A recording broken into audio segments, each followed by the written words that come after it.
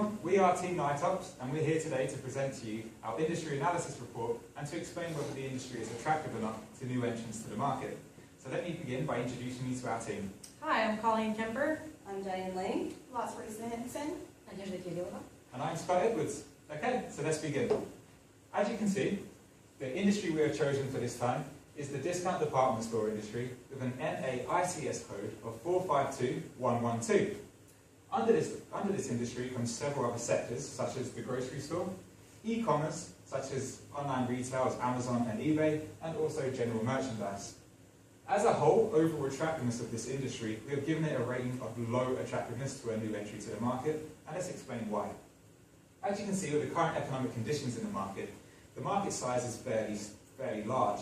It has a $120 billion net worth, employs 1.2 million employees, and has a growth ratio of 1%. Now, 1% of $120 billion may sound large, but when comparing that to the US GDP average growth rate, it's far short.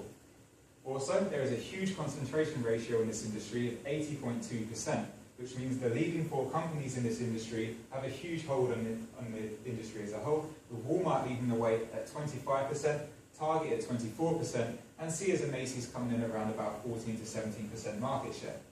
Now, moving on to some other features, we see growth trend rates, such as merging partnerships between competition. We have seen in the past few years Neiman Marcus merge with Target with an successful product launch, increasing their foot traffic in stores and overall network. And now we're also moving into technology advancements with supply chain management features in Walmart, and also consumer integration, reverse and forward integration capabilities. Technology is very expensive, so those leading companies previously explained already have a foothold in the industry. Also last is differentiation.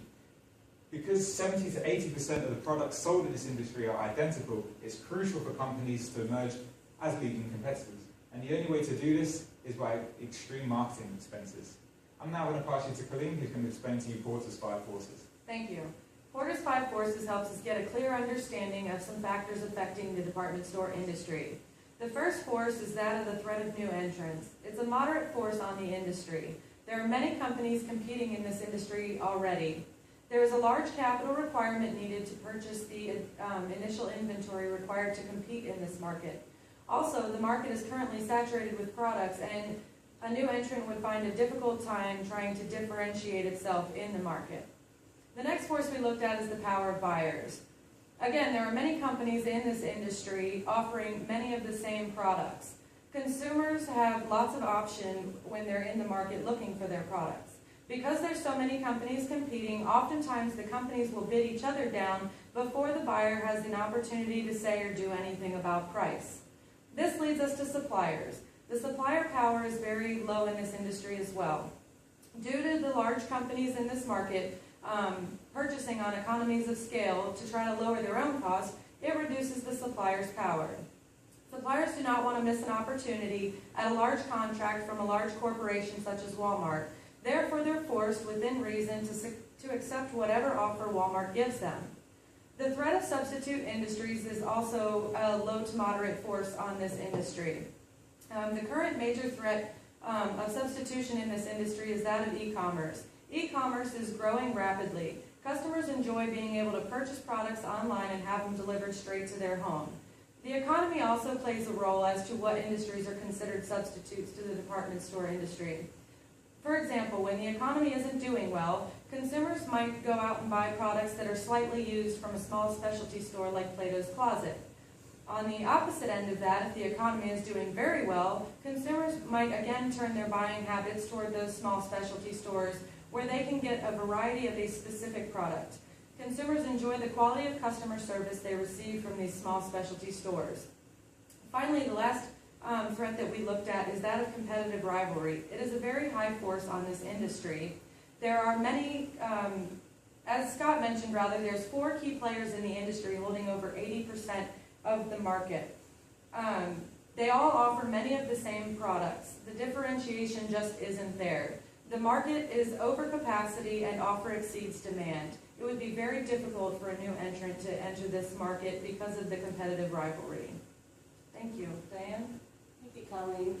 Now I'm going to talk about the trends in the general environment. One of the largest trends is the global trend, which is the online e-commerce industry. And in 2008, the sales were $300 billion, but it also doubled in size by the year 2012 to $600 billion. The analysts are forecasting by the year 2017 that it will be up to $1.2 trillion, which is huge. The second trend is the technology trend. Now they have smartphone applications, which are called m-commerce, whereas a consumer can go into a store, scan their items, and just leave the store. It automatically checks them out, they hit finish and pay, and they're done. And there's also another technology out there, trend, which are called the radio identification tags, which are on the items, where someone, when you're scanning it, it takes it right out of inventory, reducing inventory shrinkage, allowing for a better supply chain and lower costs, as well as lower labor costs.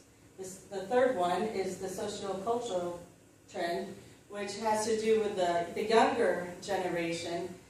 They are more interested in the supermarkets. They want to get everything in one place, be efficient, effective, and get out of there. Whereas the older generation, they care about service, so they would prefer the supermarkets or the grocery stores, the smaller ones.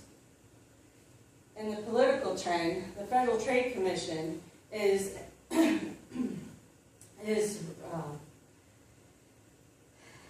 working on regulations in order to slow down mergers and acquisitions, in order to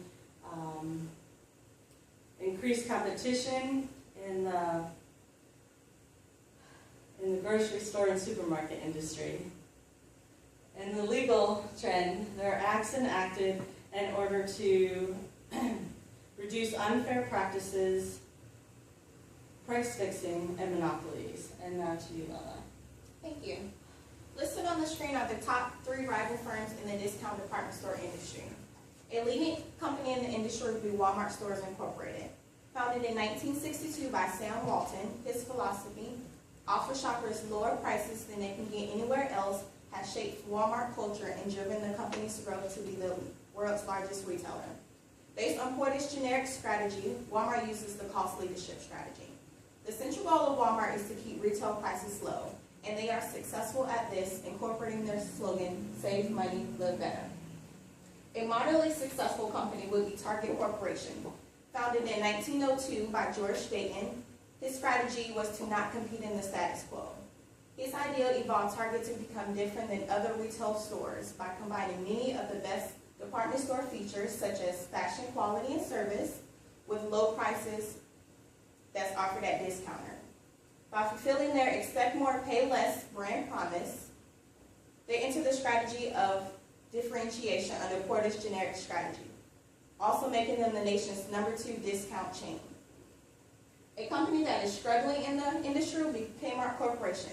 They are the #3 discount retail in the U.S. In 1962, Sebastian Kress had a vision to improve the lives of customers by providing quality service, products, and solutions that earn their trust and build long-term relationships. Applying their strength to Porter's generic strategy of differentiation, Kmart provides private label goods such as Jacqueline Smith and Joe Boxer, and also a more limited range of appliances such as Craftsman, Kenmore, and Die Hard products.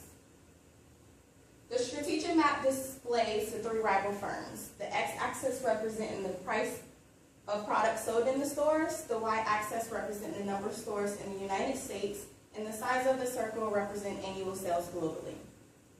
Walmart's 2013 sales were $469 billion, operating more than 4,000 stores with low product prices. Target's 2013 sales were $73 billion, operating more than 1,785 stores with medium product prices. And Kmart 2013 sales were $6 billion, operating more than 1,200 stores with low to medium product prices. And now Nadia will continue. Thank you. I will be talking about key success factors. Based on research, the team came up with a set of 3 key success factors. And the first one is economies of scale. Companies try to buy larger quantities of goods at lower price, what gives them a low-cost strategy. The second factor is brand differentiation. At the same time, companies try to differentiate themselves through establishing exclusive relationships with brand names. For example, Walmart with Procter & Gamble and Target with Moscow. And the third factor is an ability to control stock on hands. Companies have to make sure that the best-selling goods are constantly rewarded to increase sales. Key success factors vary by the segment because each segment requires its own set of factors, even though some of the factors can be the same. Do they vary over time? Absolutely. If the department store industry falls apart, key success factors are going to change. What are the implications of this evolution? By trying to identify changes in key success factors, companies can determine opportunities for the business. Failure to do so, on the other hand, can bring companies to losing their jobs, losing primary positions, and even going through bankruptcy. Elaine will continue. Thank you. This industry is attractive for the current key competitors, but not for that of new entrants. The competitive forces are going to continue to strengthen as the current key players add elements from different industries, such as grocery. The driving forces will allow for long-term profitability, or an increase in will allow for an increase in profitability over the long run, but decrease profitability in the short run. This is due to the fact that the driving forces will cost an initial outlay of capital to increase and improve technology and train the staff associated with that technology. Differentiation is very important for long-term profitability and to avoid the unattractive forces on the industry. It is very difficult for the current key players in this market to maintain their position and earn a profit. Thank you.